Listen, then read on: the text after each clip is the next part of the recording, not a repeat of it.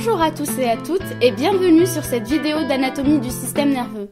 Aujourd'hui, nous allons vous proposer une autre vision des voies de la motricité et de la sensibilité. Nous allons d'abord voir les voies de la motricité, qui se divisent en motricité volontaire et motricité automatique. Tout d'abord, la motricité volontaire. Elle est contrôlée par deux voies différentes appelées tractus. Il y a le tractus corticonucléaire qui va du cortex au nerf crânien issu du tronc cérébral et le tractus corticospinal qui va du cortex au nerf périphérique issu de la moelle épinière. Ils sont tous les deux constitués de deux neurones. Le premier part du cortex cérébral où se situe son corps cellulaire et va aller faire relais avec le deuxième neurone dans le tronc cérébral ou la moelle épinière. Le deuxième est un motoneurone alpha qui va jusqu'au muscle effecteur en périphérie. Ces tractus contrôlent les centres moteurs sous-corticaux. Ce sont des voies simples, rapides, qui ne sont matures que tardivement, aux alentours de 10 ans. Elles sont croisées par la décussation qui fait que les fibres neuronales d'un tractus changent de côté. Par exemple, celle de droite passe à gauche. Une lésion de ces voies entraîne une paralysie, hémiplégie, paraplégie ou encore tétraplégie. Voyons maintenant le tractus corticonucléaire qui concerne la face. Il provient du cortex cérébral en latéral du tractus corticospinal. Les axones traversent le centre semi-ovale vers la capsule interne où ils passent en position médiale par rapport au tractus corticospinal. Il y a également une dissociation des fibres au niveau du pont, où on observe en plus une décussation segmentaire vers les noyaux de substance grise du tronc cérébral, pour ensuite donner les nerfs crâniens. Voyons en détail le tractus corticospinal qui concerne les membres et le tronc. L'origine des fibres constituant ce tractus est le cortex cérébral, plus en médial que l'origine des fibres du tractus corticonucléaire. Les axones traversent le centre semi-ovale, puis au niveau de la capsule interne, ils vont croiser ceux du tractus corticonucléaire et devenir latéraux. Il y a une dissociation des fibres au niveau du pont, à cause des noyaux de substance grise et des fibres formant le pédoncule cérébelleux moyen. C'est le seul endroit où la somatotopie n'est plus respectée. La somatotopie, c'est la représentation spatiale du corps dans le système nerveux. Ensuite, pour 90% des fibres, la décussation se fait en bloc au niveau de la fissure médiane de la moelle allongée. Les axones passent alors du cordon ventral au cordon latéral contralatéral. Les 10% de fibres qui n'ont pas décussé à cet endroit poursuivent leur trajet dans le cordon antérieur de la moelle. Ils vont se projeter métamériquement, c'est-à-dire à chaque étage de la moelle, sur le motoneurone alpha de la corne antérieure contralatérale. La motricité automatique, quant à elle, fonctionne lors de n'importe quel mouvement pour le rendre plus harmonieux, en plus de la motricité volontaire. Une lésion de ces fibres entraîne des raideurs ou des tremblements comme la maladie de Parkinson par exemple. Elle est polysynaptique et va former une boucle qui peut être soit fermée ou dite cortico-corticale. Elle part alors du cortex, fait une boucle dans les différents noyaux cérébraux et revient au cortex. Soit elle est ouverte et alors elle part du cortex et se projette sur le tronc cérébral ou la moelle épinière. Passons maintenant aux différentes voies de la sensibilité. Le système nerveux végétatif s'occupe de la sensibilité viscéroceptive, c'est-à-dire la sensibilité inconsciente, tandis que le système nerveux cérébrospinal permet la conscience de son propre corps et du milieu extérieur. Ces deux types de sensibilité consciente utilisent la même architecture et le même nombre de neurones. La sensibilité proprioceptive permet la perception et la localisation de son propre corps dans l'espace. Ensuite, la sensibilité extéroceptive, c'est prendre connaissance de l'extérieur, la température, la douleur ou le toucher. On l'appelle le tact, divisé en deux types.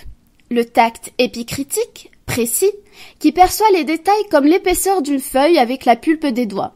Et le tact protopathique, plus grossier, qui peut percevoir la texture d'une feuille avec la paume, par exemple.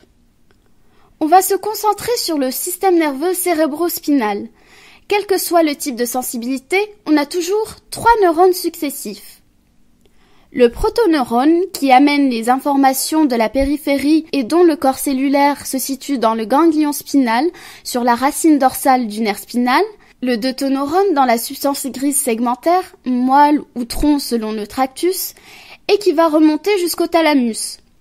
Et enfin, le neurone thalamo-cortical qui va du thalamus au cortex cérébral au niveau de l'aire somesthésique primaire.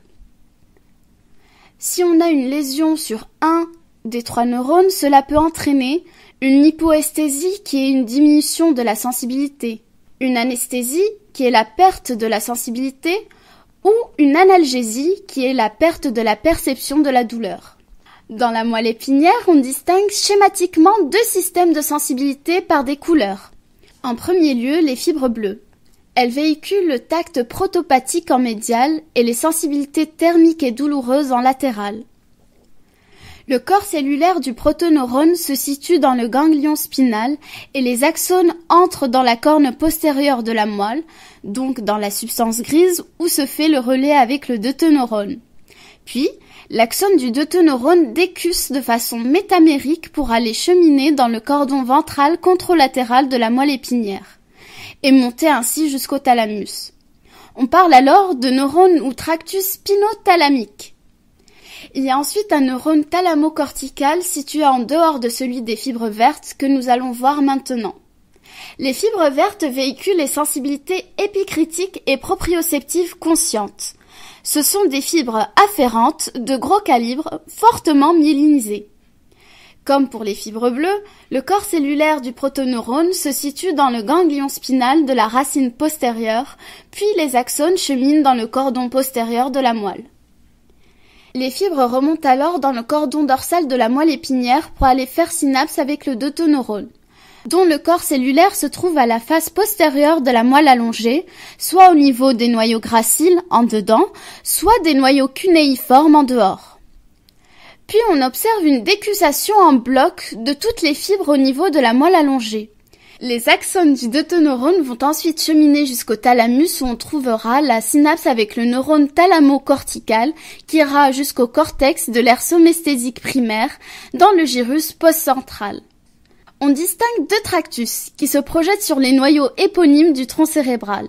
Le tractus gracile, en médial du cordon postérieur, donne les informations venant du tronc et des membres inférieurs.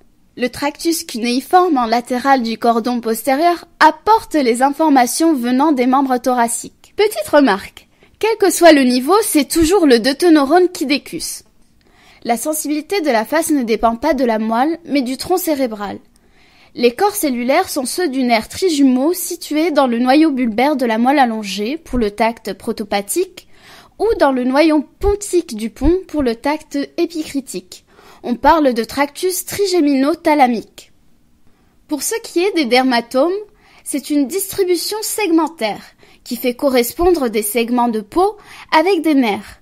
Il y a donc 31 dermatomes. La distribution se fait de façon horizontale.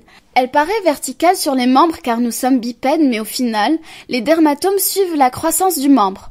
Si les bras sont écartés, on voit un peu mieux la distribution horizontale.